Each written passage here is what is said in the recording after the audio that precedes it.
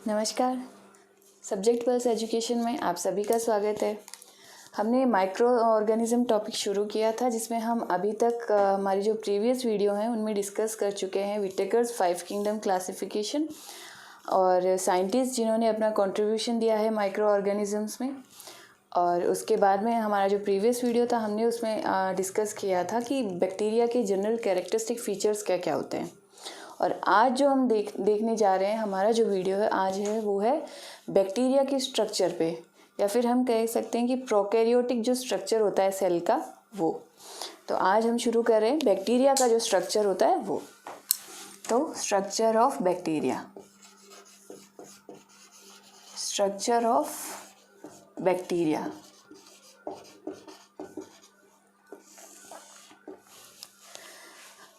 हमने हमारे previous video में डिस्कस किया था कि जो बैक्टीरिया होता है उसके ऊपर 3 लेयर प्रेजेंट होती हैं। किसी किसी बैक्टीरिया में 2 लेयर प्रेजेंट होती है और किसी किसी में 3 लेयर प्रेजेंट होती है। तो हम अभी शुरू करते हैं उसका स्ट्रक्चर। तो हम जो इनर मोस्ट यानी उसके जो सबसे अंदर की जो लेयर है उसे बनाते हुए बाहर की तरफ चलेंगे, बाहर की जो और लेयर्स हैं उनको कवर करेंगे। तो किस बैक्टीरिया का जो इनर मोस्ट मेम्ब्रेन होती है वो होती है प्लाज्मा मेम्ब्रेन। तो ये हो गई हमारे बैक्टीरिया की प्लाज्मा मेम्ब्रेन। प्लाज्मा मेम्ब्रेन जो होती है वो बनी होती है फॉस्फोलिपिड बाइलेयर की। ये बनी होती है फॉस्फोलिपिड बाइलेयर। प्लाज्मा मेम्ब्रेन जो होती है वो सेलेक्टिवली परमिएबल होती है, यानी वो सेलेक्ट करती है कि इस चीज़ की मुझे ज़रूरत है तो वो ही उन चीज़ों को ही वो अपने सेल के अंदर आने देती है, और जिन चीज़ों को उसे लगता है कि वो हार्म करेंगी या उसे ज़रूरत नहीं है वो उनको अंदर नहीं आने देती। तो प्लाज्मा मेम्ब्रेन का काम क्या हुआ, वो सेलेक्टिवली परमिएबल है, यानी वो एक छलनी का काम करती है कि ये चीज़ हमें चाहिए और ये चीज़ हमें नहीं चाहिए बैक्टीरिया को। प्लाज्मा मेम्ब्रेन के ऊपर एक दूसरी लेयर प्रेजेंट होती है जिसे हम कहते हैं सेल वॉल।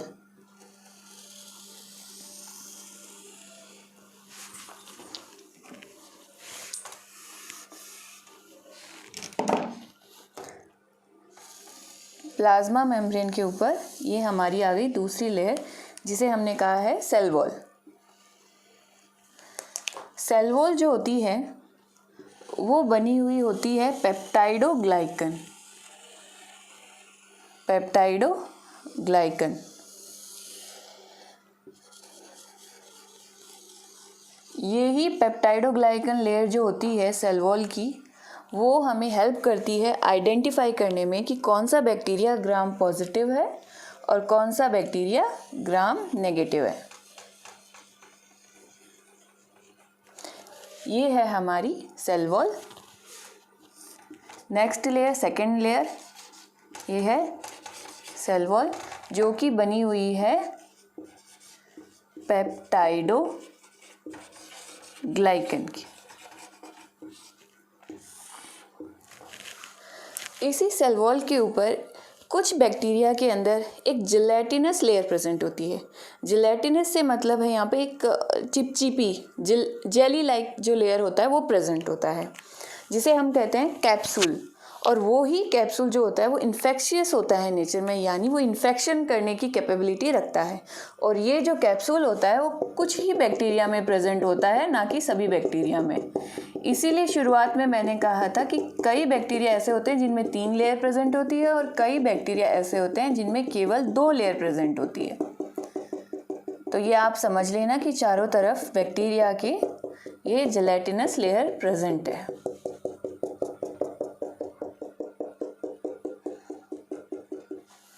अब कोई बैक्टीरिया है तो वो मूवमेंट कैसे करेगा, यानी उसे घूमने फिरने के लिए किसी ऑर्गन की ज़रूरत पड़ेगी। तो वो मूवमेंट करता है with the help of flagella. तो आप ये ध्यान रख सकते हैं कि ये एक फ्लैजिला है जो कि उसे मूवमेंट में, लोकोमोशन में हेल्प करता है। ये है फ्लैजिला। ये बना होता है फ्लैजिलिन प्रोटीन का। तो एग्ज़ाम में पूछा जा सकता है कि फ्लैजिला जो है वो किस प्रोटीन का बना होता है। तो ये बना होता है फ्लैजिलिन प्रोटीन। और फ्लैजिला का फंक्शन क्या हुआ? ये हेल्प करता है लोकोमोशन में, मूवमेंट में, बैक्टीरिया को घूमने फिरने में, लोकोमोशन। अब ये जो बैक्टीरिया होता है, इसकी जो ऊपरी सतह होती है, यानी इसका जो सरफेस होता है, उसमें फिंगर लाइक प्रोजेक्शंस प्रेजेंट होते हैं। फिंगर लाइक यानी हमारी जो उंगलियां होती हैं उसकी तरह कुछ स्ट्रक्चर प्रेजेंट होते हैं। जैसे हम यहाँ पे बना लेते हैं, ये कुछ फिंगर लाइक प्रोजेक्शंस हैं जिन्हें हम कहते हैं फिम्ब्रिए। इन्हें हम कहते हैं फिम्ब्रे। फिम से एफ वर्ड से आप ध्यान रख सकते हैं कि फेविकोल या फेविस्टिक। अब फेविकोल या फेविस्टिक का क्या काम होता है? ये किसी भी चीज़ को पकड़ने में, चिपकाने में काम आता है। हमारी जो फिंगर्स है, जिसे इन्हें हमने बोला था फिंगर लाइक प्रोजेक्शंस, तो ये किसी चीज़ को पकड़ने में काम आती हैं। वैसे ही फिम्ब्रिए जो होते हैं वो हेल्प करते हैं इस बैक्टीरिया को किसी भी सतह से चिपकने के लिए, एडिशन में, किसी भी सतह से अपने आप को अटैच करने के लिए। तो फिम्ब्रिए का काम क्या हो गया? Addition, addition. और इन्हीं फिम्ब्रिए की तरह कुछ फिम्ब्रियों से बड़े स्ट्रक्चर, यानी साइज में इनसे बड़े होते हैं, कुछ ऐसे स्ट्रक्चर प्रेजेंट होते हैं जिन्हें हम बोलते हैं पाइलाई। इनका फंक्शन हम आगे पढ़ेंगे, जैसे हम अदर इसके ऑर्गन्स के बारे में पढ़ेंगे तो इसका फंक्शन भी हम आगे पढ़ेंगे कि पाइलाई किस काम में आते हैं। अब हम देखते हैं कि जो बैक्टीरिया होता है उसके अंदर मेम्ब्रेन बाउंड ऑर्गेनल्स प्रेजेंट नहीं होते हैं, यानी कोई भी ऐसा ऑर्गेनल नहीं होता जिसके ऊपर मेम्ब्रेन प्रेजेंट होती है। और इसके अंदर जो ऑर्गन्स होते हैं जो यूकैरियोटिक सेल में प्रेजेंट होते हैं वो एब्सेंट होते हैं। इसमें केवल और केवल एक सर्कुलर डीएनए प्रेजेंट होता है। इसका जो जेनेटिक मटेरियल होता है बैक्टीरिया का वो होता है डीएनए, सर्कुलर डीएनए, जिसे हम न्यूक्लियोइड बोलते हैं। न्यूक्लियस नहीं बोलते हैं क्योंकि इस पे आउटर कवरिंग प्रेजेंट नहीं है, तो इसे हम बोलते हैं न्यूक्लियोइड, जिसका काम होता है रेप्लिकेशन। और इसी के अलावा इसमें एक एक्स्ट्रा क्रोमोसोमल डीएनए, यानी इस सर्कुलर डीएनए के अलावा भी कुछ डीएनए प्रेजेंट होता है सर्कुलर, वो भी गोल शेप में होता है, गोल राउंड शेप। ये है extra chromosomal DNA, extra chromosomal DNA, और इसे हम कहते हैं प्लाज्मिड, प्लाज्मिड। ये जो प्लाज्मिड होता है वो सभी बैक्टीरिया में प्रेजेंट नहीं होता, ये कुछ बैक्टीरिया में प्रेजेंट होता है। तो जिन बैक्टीरिया के अंदर प्लाज्मिड प्रेजेंट होता है उसे हम बोलते हैं पॉजिटिव स्ट्रेन। जिनमें प्रेजेंट होगा उन्हें हम बोलेंगे पॉजिटिव स्ट्रेन, जिनमें प्लाज्मिड प्रेजेंट है। और जिनमें एब्सेंट है उसे हम बोलेंगे नेगेटिव स्ट्रेन, नेगेटिव स्ट्रेन। अब ये जो प्लाज्मिड है ये जेनेटिक इंजीनियरिंग में बहुत काम आता है। रिकॉम्बिनेंट डीएनए टेक्नोलॉजी जो होती है उसमें बेसिकली ये प्लाज्मिड है, ये बहुत ही इम्पॉर्टेंट रोल प्ले करता है। इस प्लाज्मिड पे कुछ ऐसे जीन्स प्रेजेंट होते हैं जो किसी न किसी चीज़ के लिए कोड करते हैं, जैसे एंटीबायोटिक रेजिस्टेंस जीन हुआ, या फिर कोई पर्टिकुलर जीनोमिक सीक्वेंस यानी डीएनए का सीक्वेंस हुआ जो हमें जैसे किसी भी प्लांट की वैरायटी जो है उसे इम्प्रूव करना है, उसकी सीड की वैरायटी को इम्प्रूव करना है, उसकी ग्रोथ यील्ड अच्छी करनी है। तो अगर वो पर्टिकुलर जीन अगर इस प्लाज्मिड में प्रेजेंट है तो हम इस बैक्टीरिया से इस प्लाज्मिड को लेंगे, उस जीन को लेंगे और उस पर्टिकुलर पौधे में रिकॉम्बिनेंट डीएनए टेक्नोलॉजी की हेल्प से डाल देंगे, जिससे उसकी ग्रोथ भी अच्छी होगी, उसकी यील्ड भी अच्छी होगी। तो ये जो प्लाज्मिड है ये कुछ ही बैक्टीरिया में प्रेजेंट होता है, और जिन बैक्टीरिया में ये प्रेजेंट होता है उसे हम बोलते हैं पॉजिटिव स्ट्रेन बैक्टीरिया। अब कुछ इंपॉर्टेंट जीन्स जो इस प्लाज्मिड में प्रेजेंट होते हैं वो भी हम डिस्कस कर लेते हैं, क्योंकि एग्जाम में पूछा जा सकता है इन इम्पॉर्टेंट जीन्स के बारे में कि कौन कौन से जीन प्रेजेंट होते हैं वो किस चीज़ के लिए कोड करते हैं। तो ये जो प्लाज्मिड है इसके ऊपर एक एफ जीन प्रेजेंट होता है। सपोज़ कीजिए इतना पर्टिकुलर पोर्शन जो है इस प्लाज्मिड का ये एफ जीन के लिए कोड कर रहा है, तो यहाँ हम लिख लेते हैं एफ जीन। अब ये जो एफ जीन है ये किस चीज़ के लिए कोड कर रहा है? एफ जीन कोड कर रहा है पाइलाई के लिए। जो हमने ये स्ट्रक्चर बनाया है ये किस वजह से बन रहा है? इस पर्टिकुलर जीन के लिए ये जीन कोड करता है, यानी ये बनाता है ये पाइलाई। तो ये हम यहाँ पे हम लिख लेते हैं सेक्स पाइलाई। इसका काम क्या होता है स्टार्टिंग से समझते हैं। जिन बैक्टीरिया के अंदर प्लाज्मिड प्रेजेंट होगा उन्हीं पे ये पाइलाई प्रेजेंट होगा। क्यों? क्योंकि प्लाज्मिड पे ही इस चीज़ के लिए जो जीन कोड करता है वो प्रेजेंट होता है। और इसका काम क्या होता है? इसका काम होता है कॉन्जुगेशन। एक प्रोसेस होता है जहाँ पे दो बैक्टीरिया पास में आते हैं और उनमें जेनेटिक जो उनका जो जीन है या उनका जो डीएनए है वो एक्सचेंज होता है, यानी एक से दूसरे बैक्टीरिया में जाता है। तो कॉन्जुगेशन प्रोसेस में एक पॉजिटिव स्ट्रेन होगी, एक नेगेटिव स्ट्रेन होगी, वो एक दूसरे के पास आएगी। और ये जो पाइलाई है ये एक दूसरे से दोनों बैक्टीरिया को चिपकने में हेल्प करते हैं, और जब चिपकेंगे तभी तो इनमें जेनेटिक एक्सचेंज होगा, डीएनए का एक्सचेंज होगा। तो एफ जीन किस लिए कोड करता है? पाइलाई के लिए। तो ये प्रेजेंट होता है प्लाज्मिड पे। एक इस पे जीन प्रेजेंट होता है, सपोज कीजिए इतना जो पोर्शन है वो आर जीन के लिए कोड करता है प्लाज्मिड का। तो यहाँ हम लिख लेते हैं आर जीन। ये किस चीज़ में हेल्प करता है? ये एंटीबायोटिक रेजिस्टेंस प्रोवाइड करता है बैक्टीरिया को। एंटीबायोटिक होता क्या है? जो भी चीज़ बैक्टीरिया के अगेंस्ट यानी उसके खिलाफ काम कर रही है वो हो गई एंटीबायोटिक। अब जैसे सपोज किसी ये बैक्टीरिया है, इसे किसी एंटीबायोटिक से अपने आप को प्रोटेक्ट करना है, सेल्फ डिफेंस लेना है, खुद को सुरक्षित रखना है। तो इसका जो प्लाज्मिड होगा उस पर एक जीन होगा जो कुछ ऐसी चीज़ बनाएगा कि जब कोई भी एंटीबायोटिक इसके ऊपर हम उसको यूज़ करेंगे इस बैक्टीरिया को मारने के लिए तो उसका कोई भी असर नहीं होगा। क्यों? क्योंकि इसने वो पहले ही अपनी डिफेंस में वो वेपन या वो चीज़ बना ली है जो इसको हेल्प करेगी खुद को प्रोटेक्ट करने में। तो आर जीन क्या करेगा? इस बैक्टीरिया को सेल्फ डिफेंस प्रोवाइड करेगा, यानी एंटीबायोटिक के खिलाफ रेजिस्टेंस प्रोवाइड करेगा। तो ये एंटीबायोटिक रेजिस्टेंस प्रोवाइड करेगी इसे, जो इसे एंटीबायोटिक से सुरक्षा प्रदान करेगी। एक इसके ऊपर प्रेजेंट होता है कोल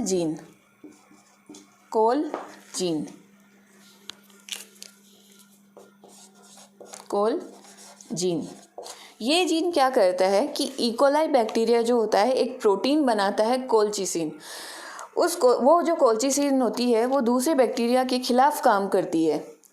तो ये जो जीन होता है ये इसे प्रोटेक्शन प्रोवाइड करता है against colicin which is produce by E coli. यानी इकोलाई बैक्टीरिया एक ये प्रोटीन बनाता है जिसके खिलाफ ये कोल जीन इसको प्रोटेक्शन प्रोवाइड करता है। तो ये जो है कुछ मेन जीन्स होते हैं जो कि प्लाज्मिड पे प्रेजेंट होते हैं। और ध्यान रखिए ये जो प्लाज्मिड होता है ये सभी बैक्टीरिया में प्रेजेंट नहीं होता, कुछ ही बैक्टीरिया में प्रेजेंट होता है।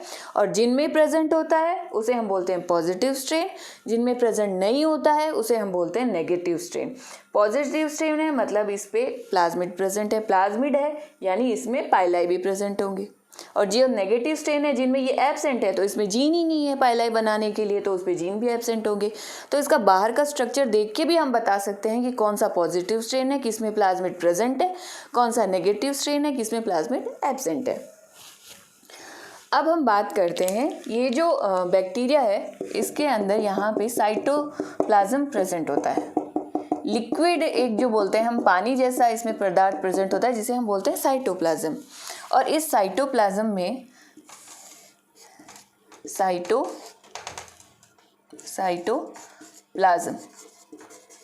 इस साइटोप्लाज्म में वो सारे प्रोटीन, वो सारे एंजाइम्स प्रेजेंट होंगे जो इसको अपने सारे काम करने में हेल्प करेंगे, सारे फंक्शंस करने में हेल्प करेंगे। तो इस पूरे साइटोप्लाज्म में मेनली एंजाइम्स प्रेजेंट होते हैं जो इसको इसके नॉर्मल फंक्शंस में हेल्प करेंगे। तो एंजाइम्स प्रेजेंट। अब हमने जैसे बात किया था कि ये प्रोकैरियोटिक सेल है, इसमें मेम्ब्रेन बाउंड जितने भी ऑर्गेनल्स हैं वो सारे एब्सेंट है। तो इसमें क्या प्रेजेंट होता है? इसमें केवल और केवल राइबोसोम्स प्रेजेंट होते हैं। तो ये जो ग्रीन कलर है, आप सपोज कीजिए कि ये राइबोसोम्स है, राइबोसोम्स।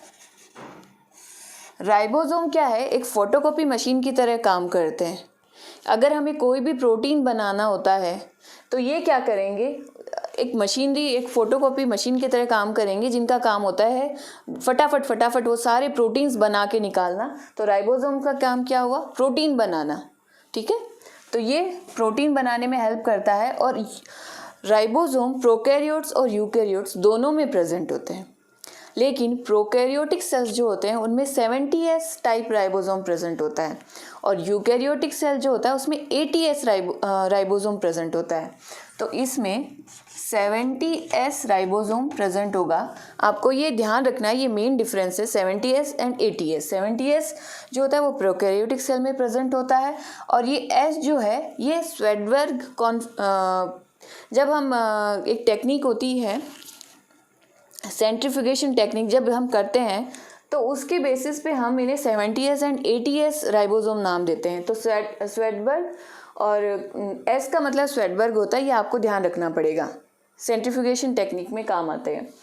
और ये हो गया हमारा राइबोसोम। अब इसके अंदर कई बार क्या होता है कि सिचुएशन जो होती है ना वो फेवरेबल नहीं होती है बैक्टीरिया के लिए, क्योंकि जैसे हमारे लिए हमेशा सिचुएशन जो होती है हमारे फेवरेबल नहीं होगी, कभी अच्छी होगी कभी बुरी होगी। तो वैसे बैक्टीरिया के लिए भी अलग अलग तरह की सिचुएशन होती है।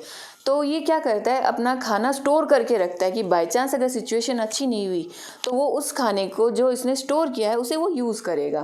तो इसमें कुछ ये फूड मटेरियल्स भी स्टोर करके रखता है, जिनमें आता है, यहाँ हम लिखते हैं स्टोर्ड फूड मटेरियल, जिसमें हम लिख लेते हैं, एक होता है poly beta hydroxy butyric acid. इसका काम क्या होता है? ये फैट को स्टोर करता है। जैसे इसके नाम से इसमें hydroxy beta hydroxy butyric acid है, इससे ही पता चल रहा है कि ये फैट है, फैटी एसिड है। तो ये क्या होता है? फैटी एसिड को स्टोर करता है, फैटी एसिड। और एक इसमें होते हैं वॉल्यूटिन मॉलिक्यूल या ग्रैन्यूल्स भी हम बोल सकते हैं। तो ये हो गया फर्स्ट, एक होता है वॉल्यूटिन ग्रैन्यूल्स जो स्टोर करते हैं फॉस्फेट के मॉलिक्यूल्स को, फॉस्फेट मॉलिक्यूल्स को। और ये फॉस्फेट मॉलिक्यूल्स जो होते हैं वो काम आते हैं इसकी सेल मेम्ब्रेन बनाने में, इसकी जो प्लाज्मा मेम्ब्रेन है उसे बनाने में। तो ये हो गया इसका स्टोर्ड फूड मटेरियल। अब जो एक बहुत ही इम्पॉर्टेंट चीज़ है जो आपको ध्यान रखनी है कि बैक्टीरिया जो होते हैं उनमें माइटोकॉन्ड्रिया तो प्रेजेंट नहीं होती, क्योंकि ये प्रोकैरियोटिक सेल है। तो इसके अंदर ये जो प्लाज्मा मेम्ब्रेन है ये फोल्ड होके कुछ स्ट्रक्चर बना लेती है, ये फोल्ड हो जाएगी और कुछ ऐसे स्ट्रक्चर बना लेगी इकट्ठी होके, जिन्हें हम बोलते हैं मीजोसोम्स। और ये जो मीजोसोम्स होते हैं, ये जो मीजोसोम्स होंगे ये काम करेंगे, इसे हम लिख लेते हैं यहाँ पे, ये मीजोसोम्स माइटोकॉन्ड्रिया के समान ही काम करते हैं, यानी ये रेस्पिरेशन में हेल्प करते हैं। मीजोसोम्स ये माइटोकॉन्ड्रिया के समान होते हैं, जो कि यूकैरियोटिक सेल में प्रेजेंट होते हैं, और ये हेल्प करते हैं रेस्पिरेशन में।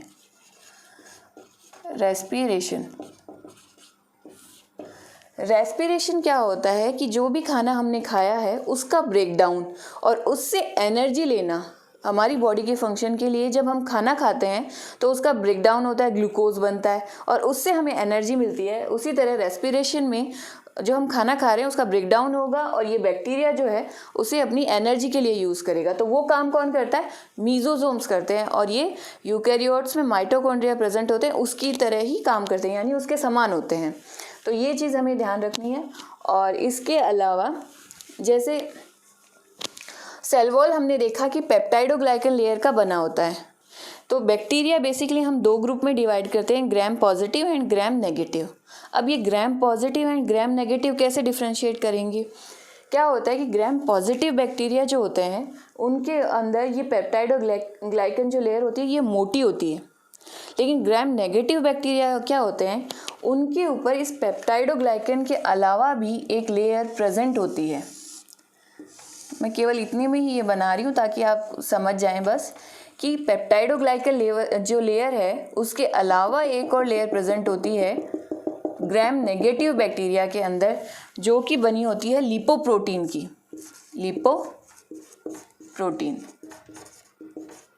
Lipoprotein layer. अब ग्राम पॉजिटिव में तो पेप्टाइडोग्लाइकन लेयर ही प्रेजेंट है, लेकिन ग्राम नेगेटिव में इस पेप्टाइडोग्लाइकन लेयर जो है वो पतली होगी और इसके ऊपर लिपोप्रोटीन की मोटी लेयर प्रेजेंट होती है। तो जब हम स्टेनिंग करते हैं यानी इसको कलर करते हैं, एक टेक्निक होती है ग्राम स्टेनिंग, उसमें जब हम कलर यूज़ करते हैं तो ये जो कलर होता है इसमें स्टेनिंग जो होती है ये पेप्टाइडोग्लाइकन ही अपने अंदर अब्जॉर्ब करता है। तो पॉजिटिव जो बैक्टीरिया होगा उस पर पेप्टाइडोग्लाइकन मोटा है, ये लेयर है नहीं, तो ये आराम से वो जो स्टेनिंग है वो ले लेगा। लेकिन नेगेटिव जो बैक्टीरिया है उस पर ऊपर पेप्टाइडोग्लाइकन के ऊपर ये लिपोप्रोटीन लेयर प्रेजेंट है, तो ये उस स्टेनिंग को, उस कलर को ये लिपोप्रोटीन तक जाने ही नहीं देती। इस वजह से क्या होता है, पेप्टाइडोग्लाइकन वाले जो ग्राम पॉजिटिव बैक्टीरिया हैं वो तो पर्पल कलर दिखाई देते हैं, यानी वो कलर ले लेंगे तो वो ग्राम पॉजिटिव हो गए, और लिपोप्रोटीन यानी नेगेटिव जो बैक्टीरिया है ग्राम नेगेटिव, उन पे लिपोप्रोटीन लेयर प्रेजेंट है, तो उसकी वजह से पेप्टाइडोग्लाइकन जो है वो स्टेनिंग ले नहीं पाता और वो ग्राम नेगेटिव ही रह जाते हैं, यानी उनमें कलर नहीं आता। तो अभी जो हम वीडियो बनाएंगे उसमें हम ग्राम स्टेनिंग टेक्निक डिस्कस करेंगे, जिसमें हम डिटेल में ग्राम पॉजिटिव और ग्राम नेगेटिव बैक्टीरिया को समझेंगे। तो ये था हमारा डिटेल में बैक्टीरिया का स्ट्रक्चर। तो अगर आपको हमारा ये वीडियो पसंद आया तो प्लीज़ हमारे चैनल को लाइक, शेयर एंड सब्सक्राइब करना ना भूलें। Thank you.